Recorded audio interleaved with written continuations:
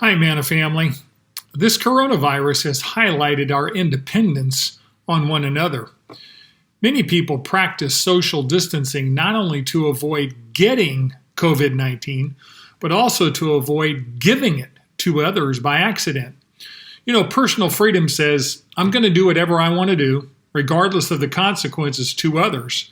Personal responsibility says, I'm willing to limit my personal freedom for the benefit of others. And we know in our society that some people refuse to limit their freedom of association, even though it might harm others. Romans 14 tells us that love for others should determine the limits of our personal liberty. The human body itself is a study in loving servanthood where each member of the body does its part for the good of the whole body. The Apostle Paul compares the spiritual body of Christ to the physical human body. In 1 Corinthians 12, verse 12, he says, For even as the body is one, and yet has many members, and all the members of the body, even though they are many, are one body, so also is Christ. Verse 26. And if one member suffers, all the members suffer with it. If one member is honored, all the members rejoice with it.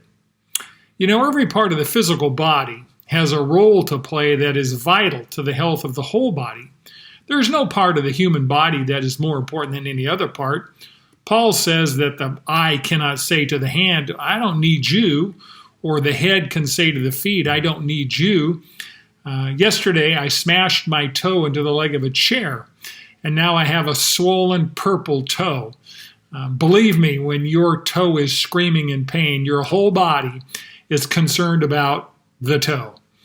In the same way, the body of Christ is commanded to care for one another so that God's family can be healthy and whole. Philippians 2:3 says, Do nothing from selfishness or empty conceit, but with humility of mind, let each of you regard one another as more important than himself. Do not merely look out for your own personal interests, but also for the interests of others.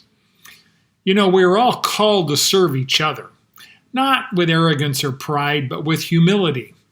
We're living in a period of extreme uncertainty and change, and that, of course, can create stress and anxiety. It's very easy to only think about our own personal self-interest. However, when we treat others as more important than ourselves, we are loving others like Jesus loved us. This pandemic has highlighted how much we need to love and serve each other. This is a great time to ask God to show you how to put His love into action through your life. After all, Jesus said in John 3:35, By this all men will know that you are my disciples, if you have love for one another. Remember, God designed us to do life together.